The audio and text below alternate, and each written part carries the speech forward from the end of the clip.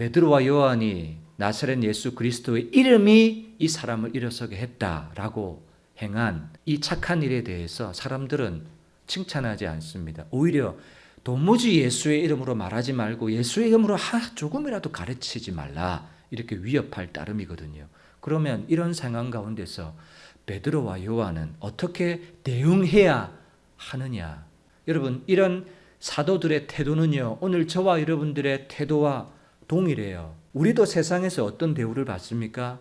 예수님 믿는다고 하면요, 야, 참 저분 참 존경스럽다, 이런 눈으로 바라보지 않습니다.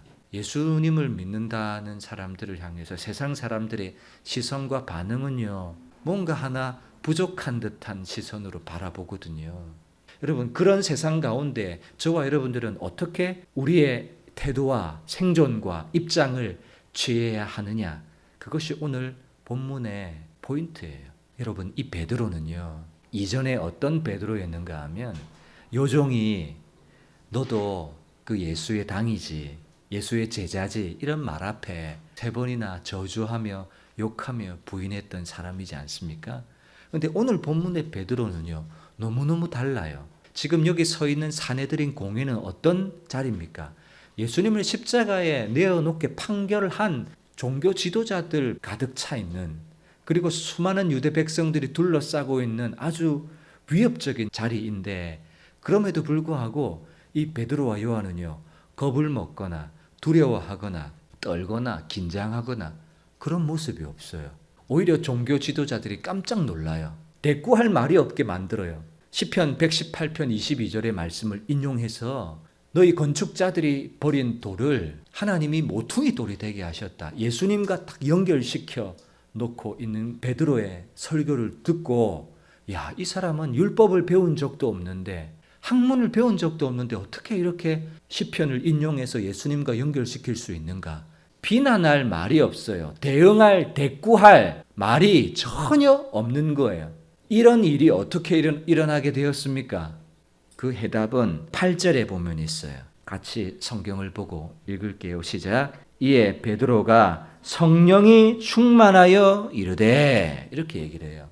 여러분, 어떻게 베드로가 시편 118편의 말씀을 인용해서 건축자들이 버린 돌이 하나님의 집에 모퉁이 돌이 되었다, 어떻게 이렇게 연결할 수 있게? 이건 베드로의 머리에서 나온 것이 아니에요. 성령이 충만한 거예요. 오순절 마가 다락방에 임했던 성령의 충만을 베드로는 경험한 거예요.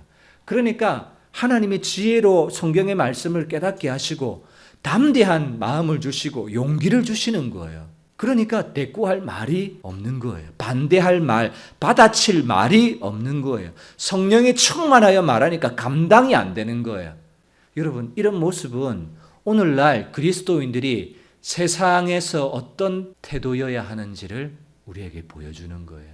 우리가 세상에서 어떤 존재여야만 되겠습니까? 우리는 어떤 존재로서야만 세상에서 주눅들지 않고 담대하고 승리할 수 있겠습니까?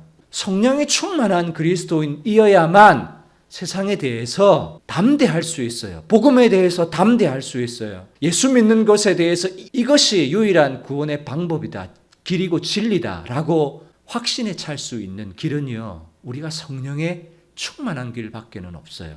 성령이 충만한 것이 여러분, 그리스도인들이 세상에서 생존할 수 있고 대응할 수 있는 가장 큰 힘이라는 사실을 베드로와 요한이 오늘 보여주고 있는 겁니다.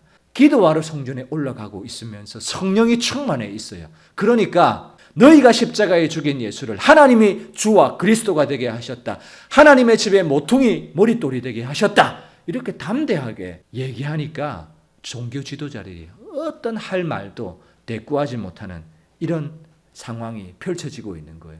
그리고 협박하고 금할 때에 사도들이 19절에 얘기합니다. 자, 다 같이 읽겠습니다. 19절 시작.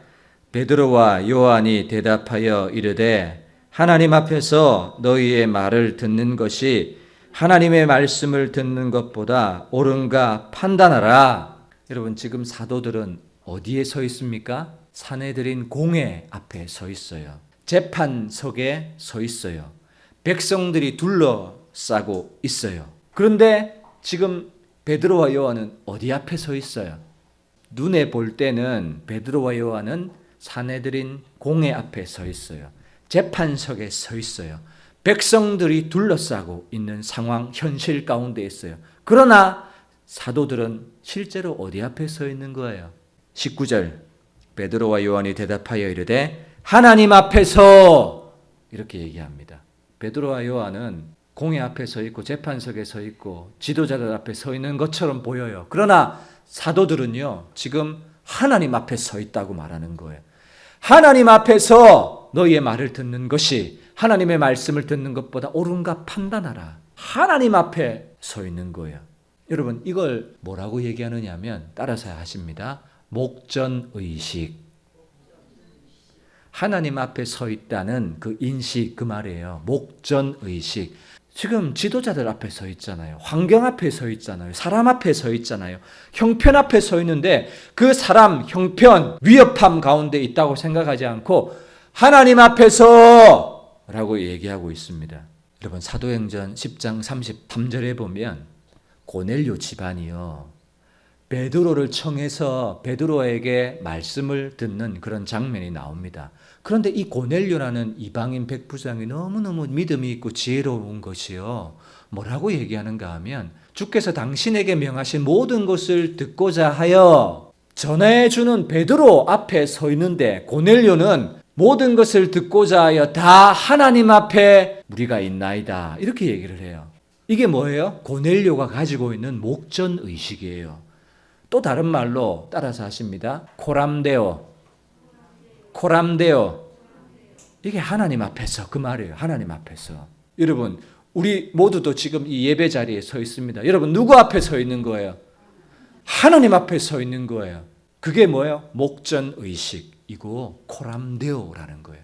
쉬운 말로 얘기하면요, 어디서든지 다 하나님 앞에 서 있는 것처럼 우리가 행동해야 된다, 그 말이에요. 어디서든지 하나님이 보신다는 생각을 가지고 말하고 행동하고 결정하고 살아야 된다, 그 말이에요.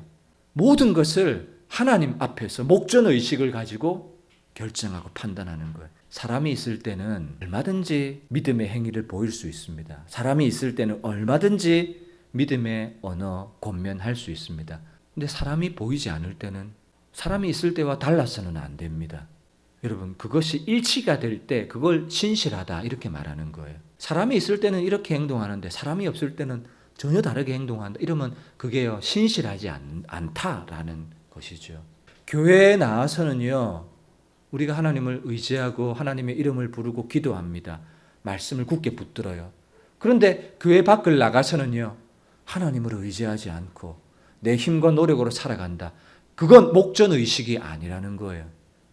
우리는요, 늘 어떤 삶을 살아야 되느냐 하면 장소, 시간을 막론하고요, 어디서든지 누구 앞에 서 있는 거예요?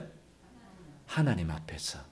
저도 그것이 흔들릴 때가 있습니다. 사람이 많은 청중들이 있을 때 예배드리고 설교할 때와 개척해서 가족들만 앉혀놓고 설교할 때 마음이 달라요.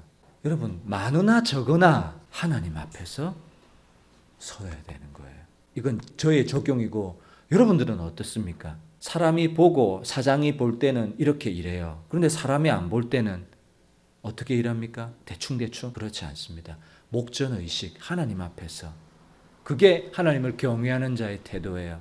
여러분, 우리 모두는요, 하나님 앞에 서 있는 존재로 살아가야 될 것입니다.